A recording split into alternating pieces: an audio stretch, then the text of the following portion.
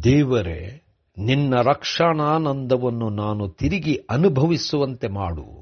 ನನ್ನಲ್ಲಿ ಸಿದ್ಧ ಮನಸ್ಸನ್ನು ಹುಟ್ಟಿಸಿ ನನಗೆ ಆಧಾರನಾಗುವು. ಶುಕ್ರವಾರ 4 ಏಪ್ರಿಲ್ 2025 ಇಸ್ವಿ. ಈ ದಿನದ ವಾಕ್ಯ ಧ್ಯಾನಕ್ಕಾಗಿ ನಾನು ಆರಿಸಿಕೊಂಡಿರುವಂಥ ವೇದ ಭಾಗವು ಸಮುವೇಲನ ಗ್ರಂಥ 2ನೇ ಭಾಗ 22ನೇ ಅಧ್ಯಾಯದ 29ನೇ ವಚನ. ಯೆಹೋವನೇ ನನ್ನ ದೀಪವು ನೀನೇ. ಯೆಹೋವನು ನನಗೆ ಬೆಳಕನ್ನು ಕೊಟ್ಟು ಕತ್ತಲನ್ನು ಪರಿಹರಿಸುವನು ಎಂಬುವಂಥದ್ದೇ.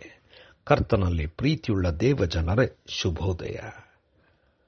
ದೇವರನ್ನು ಆತುಕೊಂಡಂಥವರು ಎಂಥ ಕತ್ತಲೆಯ ಪರಿಸ್ಥಿತಿಯಲ್ಲಿ ಹಾದು ಹೋಗುತ್ತಿದ್ದರೂ ದೇವರು ಬೆಳಕನ್ನು ಕೊಟ್ಟು ಬಿಡುಗಡೆ ಮಾಡುವಂಥವನಾಗಿದ್ದಾನೆ. ದೇವರ ನಾಮಕ್ಕೆ ಸ್ತೋತ್ರ ಉಂಟಾಗಲಿ. ಕರ್ತನಲ್ಲಿ ಪ್ರಿಯರೇ, ಈ ವಾಕ್ಯ ಧ್ಯಾನ ಮಾಡೋಣ. ಈ ದಿನದ ವಾಕ್ಯ ಧ್ಯಾನದ ಶೀರ್ಷಿಕೆ, ದೇವರು ಕತ್ತಲನ್ನು ಛೇದಿಸಿ ಬೆಳಕನ್ನು ನೀಡುವಂಥವನು. ಕರ್ತನಲ್ಲಿ ಪ್ರಿಯರೇ, ದಾವೀದನು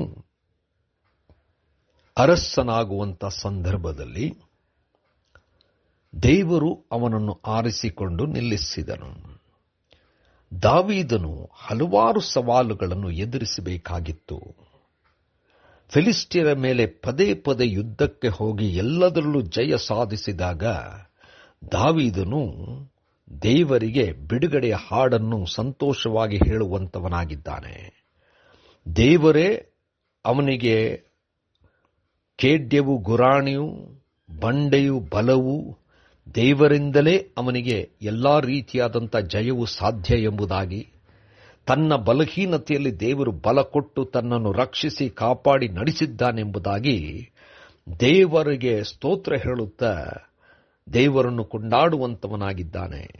ಈ ಒಂದು ವಚನದಲ್ಲಿ ದೇವರೇ ಬೆಳಕು ಎಂಬುದಾಗಿ, ದೇವರು ತನಗೆ ದೀಪವು ಆಗಿದ್ದಾನೆಂಬುದಾಗಿ ಹೇಳಿ, ದಾವೀದನು ಹಲವಾರು ಸಂದರ್ಭಗಳಲ್ಲಿ ಕತ್ತಲೆಯ ಅನುಭವ, ಅಂದರೆ ಸೋಲಿನ ಪರಿಸ್ಥಿತಿ, ಬಲಹೀನತೆ, ಕಷ್ಟ, ದುಃಖ, ಹೋರಾಟ, ಇಂಥ ಎಲ್ಲ ಪರಿಸ್ಥಿತಿಗಳಲ್ಲಿ ದೇವರು ದಾವೀದನನ್ನು ಕೈಬಿಡದೆ ಅಂಥ ಕತ್ತಲೆಯ ಸಮಯದಲ್ಲಿ ಬೆಳಕಾಗಿದ್ದು, ಬೆಳಕಿನಿಂದ ಕತ್ತಲನ್ನು ಛೇದಿಸಿ ಎಲ್ಲ ವಿಧದಲ್ಲೂ ಜಯವನ್ನು ಕೊಟ್ಟು ಬೆಳಕಿನ ಮಾರ್ಗದಲ್ಲಿ ದೇವರು ನಡೆಸಿದ್ದಾನೆ. ಈ ಅನುಭವ ಕುರಿತಾಗಿ ದಾವೀದನು ಹೇಳುವಂತವನಾಗಿದ್ದಾನೆ.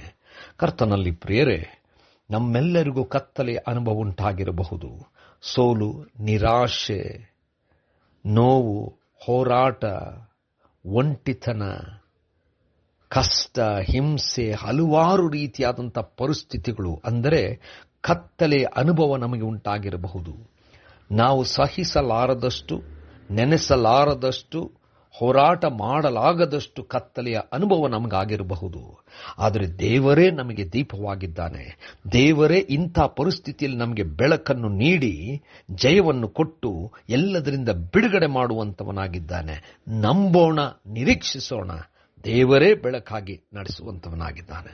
ಕರ್ತನೇ ದಯಮಯ ಸ್ವಾಮಿ, ನೀನೇ ನಮ್ಮ ಬೆಳಕು, ಮುನ್ನಡೆಸು. ಯೇಸುವಿನ ನಾಮದಲ್ಲಿ ಪ್ರಾರ್ಥನೆ ಬೇಡಿದೆವು ತಂದೆಯೇ, ಆಮೆನ್.